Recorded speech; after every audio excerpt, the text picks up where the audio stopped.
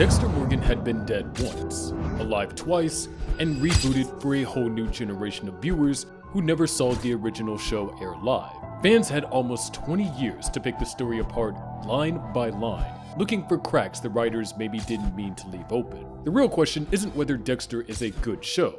People will argue about that forever. The real question is which fan theories actually hold up against what the show puts on screen. Some get confirmed by later seasons, some get shut down the moment you check the timeline. Let's go through 6 of them, one at a time, and judge each on its own before moving to the next. First theory was, Dexter was never actually a psychopath. The label gets repeated so many times across 8 seasons that most viewers just accept it without thinking twice.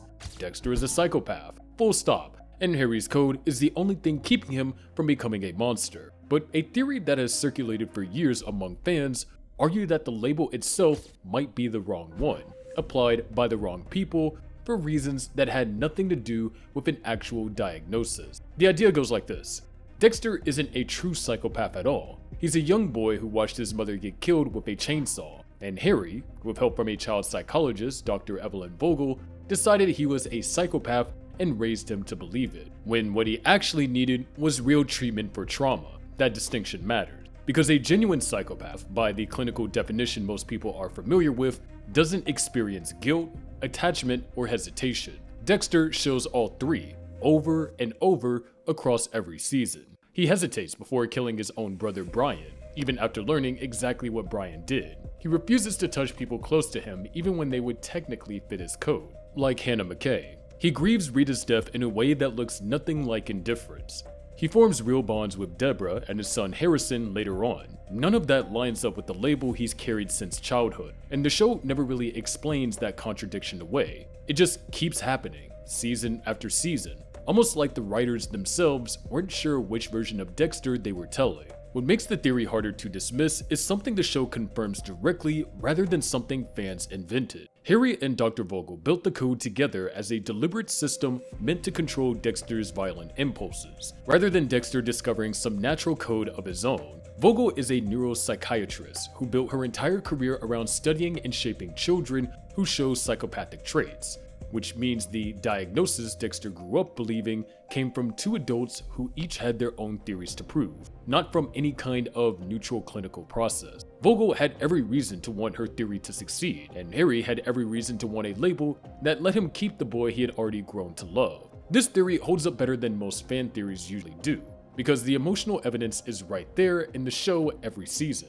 Dexter just keeps getting told he doesn't have feelings, while clearly having them constantly. It's not something the writers ever officially confirm or deny outright, so it stays a theory rather than a fact. But there's a second, stranger piece of evidence for it, buried in a subplot most casual viewers forgot by the time the show ends.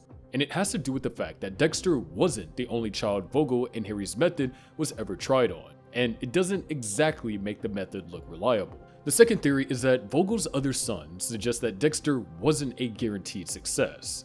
Season 8 reveals something that quietly undercuts the whole idea that Harry and Vogel's method was ever a reliable system. Dr. Evelyn Vogel had 2 biological sons of her own, and the code she helped design for Dexter wasn't her first attempt at controlling a violent child. It might not have even been her best attempt. Her son Daniel drowned his own brother, Richard Jr., years before Dexter was ever born. Daniel was sent to a psychiatric hospital in England as a result of that killing. Years later, he and 6 other patients died in a fire at that facility, except Dexter eventually works out that Daniel actually started the fire himself and walked away alive, resurfacing decades later in Miami under the name Oliver Saxon, the season's brain surgeon killer who had been removing pieces of his victim's brain. Vogel has spent her whole professional life believing her son was dead, only to learn he had been operating under a new identity the entire time, closer to her than she ever realized. On top of that, Vogel spends part of season 8 trying to guide a second young killer, a teenager named Zach Hamilton, after his father contacts her out of concern over his son's violence tendency. She openly suggests to Dexter that they teach Zach the exact same code Harry once taught Dexter, treating the method as something repeatable rather than something built specifically around one traumatized boy. Dexter briefly takes Zach on as an apprentice, teaching him restraint the same way Harry once taught him, right up until Zach is murdered by the real brain surgeon before anyone finds out whether the code would have actually worked on him long term. That opens up a theory fans have raised repeatedly online. Dexter might not have been Harry and Vogel's success story so much as their lucky one. Vogel tried this exact experiment on her own son first, and it produced a killer with no code, no restraint, and no oversight at all. She tried again with Zach, and that relationship ends before the method gets tested properly. Dexter is the only one of the three the code visibly holds together for any real length of time, and even that grip loosens more and more as the series goes on, especially once Harry is gone and there's no one left enforcing the rules he set. This theory is strongly backed by what was actually shown on screen. Vogel's own family history is canon, confirmed directly by the show, not fan speculation stitched together from vague hints. It genuinely suggests Dexter's restraint was never a guaranteed outcome of the method, and that Vogel got lucky with him in a way that she never got lucky with her own children. What it doesn't answer is why the code worked on Dexter specifically and failed everywhere else Vogel tried it. That gap doesn't say much about the method itself, but it says a lot about the man who adopted Dexter in the first place. And Harry's own motives for taking Dexter in have a theory attached to them that is even harder to prove one way or the other. And that theory is that Harry might have adopted his own biological son. Season 2 reveals that Harry Morgan, the detective who raised Dexter, had been having an affair with Dexter's biological mother, Laura Moser, while she worked as his confidential informant against a drug cartel led by Hector Estrada. Harry had actually broken off a previous affair with another informant, Valerie Hodges, in order to be with Laura instead, which suggests the relationship meant something more to him than a simple pattern of using informants for company. When the cartel discovered Laura was talking to police, she was murdered in front of her two sons, Dexter and his older brother Brian, inside a shipping container. Harry adopted Dexter afterward, but left Brian in the foster system, a decision the show ties directly to guilt over having sent Laura into a situation that got her killed. That guilt is confirmed directly in the show, and it's the reason most fans give for why Harry built an entire second life around raising and protecting Dexter, teaching him a private code most fathers would never think to invent. But a theory that shows up repeatedly on fan forums pushes the idea one step further than guilt alone. It suggests Harry didn't just feel responsible for Laura's death, he adopted Dexter because he genuinely believed Dexter might be his own biological son, not just the son of the woman he had been secretly involved with. Here's where this theory runs into trouble once you check it against what the prequel series actually shows.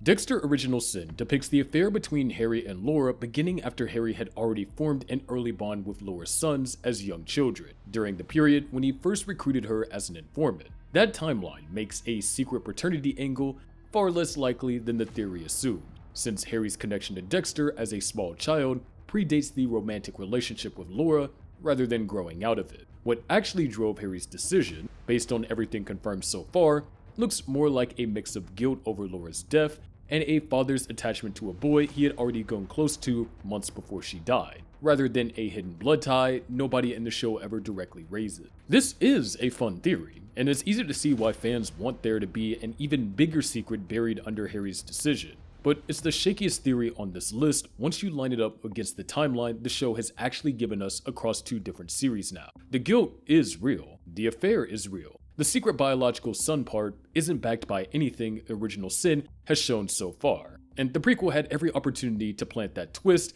if the writers wanted it. If you want to see how differently a theory can play out once a newer season actually gets a chance to test it directly, the next one is a much better example. For a while, the show seemed to confirm it out loud, before something happened that made the whole thing a lot messier. If you're the kind of person who reads a theory like that and immediately needs to know whether it holds up, go ahead and subscribe now, because the next theory is one the show spent an entire season building towards before seemingly walking it back. And that theory is Harrison inherited the Dark Passenger. Dexter New Blood picks up 10 years after the original finale, with Dexter living under a fake name in upstate New York and his son, Harrison, tracking him down as a teenager after growing up without him. For most of the season, the show leans hard into one specific theory, that Harrison inherited his father's Dark Passenger, the same violent instinct that turned Dexter into a killer, passed down simply because Harrison was born in blood, meaning he was present in the room where Rita was murdered while he was an infant. The evidence stacked up fast once the season gets going.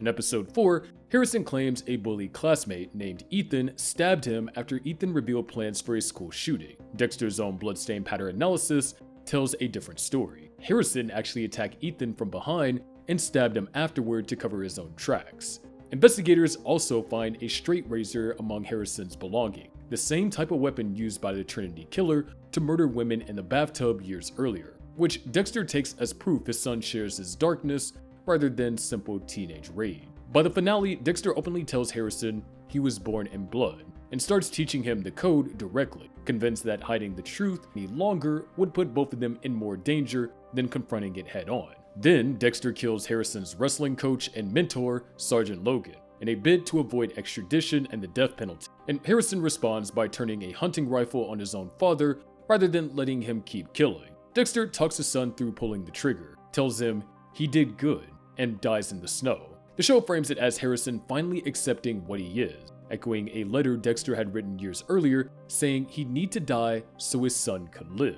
But the theory gets complicated almost immediately once you look closer at what Harrison actually does across the season, rather than what Dexter narrates about him. Before that finale, Harrison never actually kills anyone at all. He hurts people, he lies, he lashes out, he breaks a wrestling opponent's arm, but the only killing he does across the entire season is aimed at the one person actively trying to turn him into a murderer. Some critics and fans have pointed out that Harrison's anger looks a lot more like ordinary teenage rage, amplified by his father abandoning him for a decade, than like an actual inherited compulsion to kill. When Dexter Resurrection picks the story back up, interviews around the show describe Harrison's arc going forward as being defined by his refusal to kill and his own moral struggle, with his creators explicitly saying his confession makes clear he does not share his father's dark passenger, setting him apart from Dexter rather than confirming the two of them are the same. This is the rare theory the show seems to confirm out loud for an entire season, and then quietly walked back once the new season had to actually commit to it. New Blood spends 10 episodes convincing you Harrison has the same darkness Dexter has, right down to matching weapons and staged crime scene. Resurrection appears to argue the opposite, framing Harrison as someone actively fighting against becoming his father rather than someone destined to follow him. Whether that's the plan all along or a change in direction between the two different creative teams, nobody outside the writer's room knows for certain yet. Now, drop a comment below on this one. Do you think Harrison genuinely has his father's instinct buried somewhere waiting to come out? Or do you think the show backed off the idea that moment it had to actually commit to it on screen? I'm curious which side most people land on. That flip-flop over Harrison isn't even the strangest things fans have theorized about these newer shows. There's a whole separate theory that argues the entire prequel and sequel storyline isn't really happening in order, it looks like it's happening. And for a moment, the marketing itself seemed to back it up. This next theory is that the new shows are Dexter's life flashing before his eyes. Here's a theory that fans built almost entirely out of a single trailer, and then watched what looked like confirmation land days later. New Blood ends with Dexter apparently dying after being shot by his own son in the snow, bleeding out while seeing his sister Deborah one last time as his own dark passenger. When Dexter Original Sin was first teased, a theory spread fast across fan communities arguing that Dexter didn't actually die in that moment at all. Instead, as he lay bleeding out in the snow, his entire life would flash before his eyes, starting with his very first kills as a young forensic tech in Miami decades earlier. And that flashback is what the prequel series is really showing the audience, rather than a separate standalone origin story. When the first real trailer for Original Sin dropped, fans reacted immediately, with plenty of comments claiming the footage lined up exactly with what they had predicted online for months. Some fans described the theory as being basically confirmed on the spot, framing the entire prequel and the sequel show that followed as one continuous vision playing out in Dexter's mind while his body dies in real time out in the snow. It's an appealing theory for a few reasons beyond just the trailer. It would explain why the franchise keeps splitting itself across 3 different timelines instead of simply moving the story forward in order. It also fits the way that Dexter has always narrated his own life directly to the audience, like someone talking themselves through a memory rather than someone living entirely in the present moment. The reaction to that trailer shows how badly fans wanted this to be the explanation, but wanting a theory to be true and it actually being confirmed by the studio as the literal official plot are 2 different things. Original Sin has been described publicly as a prequel exploring Dexter's early years, and Resurrection as a continuation of his story after the events of New Blood, not officially as a dying man's hallucination playing out in his final moments. The theory is alive and well across fan community, and the marketing for these shows has done very little to shut it down. Whether it's the actual mechanism behind these newer entries is still something only the writers can answer for certain. But there's one last theory worth mentioning, and it's not about a twist at all. It's about a small, quiet detail from the very first ending the show ever gave us. One that a lot of viewers wrote off as meaningless at the time. And that would be Dexter's final career choice actually makes sense. Now, this is a theory worth mentioning before wrapping up, and as I mentioned prior, it is less about plot twists and more about what Dexter's ending actually means once you sit down and think about it. After faking his death at the end of the original series, the final scene shows Dexter alive under a new identity, working for a lumber company in a remote, snowy town. Plenty of viewers found that ending underwhelming at first glance, a serial killer just disappearing into an ordinary job with no real closure. But a fan theory that has gained traction online argues the job choice isn't random at all. It suggests Dexter becoming a lumberjack, someone who spends his days working with trees, actually reflects the exact shape of the life he just lost. His closest relationships throughout the show, Harry, Rita, Deborah, Harrison, worked like trees in his life, giving him structure, shelter, and a reason to keep functioning inside society. Once all of them were gone, killed, or sent away because of the choices he made, the theory suggests he turned to literal trees as a stand-in for the connections he could no longer keep. This theory can't be proven or disproven by anything the show states directly, since the writers never explain the specific choice of profession on screen, but it's a reading that turns what looked like a flat, anticlimactic ending into something a lot more intentional, and it lines up with how deliberately symbolic the show has always been about blood, water, and the ocean throughout its entire run. Taken together, these 6 theories tell a bigger story about how fans actually watch this show. That bigger picture is worth stepping back and looking at all of it at once. Every theory here comes down to the same question: how much of what fans believe about Dexter actually came from the show, and how much came from viewers filling in the gaps the writers left open? The psychopath label looks shaky once you check it. Vogel's family history shows Dexter's restraint was never a sure thing. The secret son theory falls apart against the original Sin's timeline. Harrison's dark passenger got built up, then reversed. The dying man theory is still just a trailer and a gut feeling, and the lumberjack theory, though, actually fits. Some theories get backed up later, some get contradicted, and some just stay open. Dexter spent 8 seasons teaching us to spot what everyone else missed. Turns out, fans learned that lesson a little too well. If any of these theories change how you think about the show, subscribe and hit the bell so you're around when the next season either proves one of them right or kills it off for good.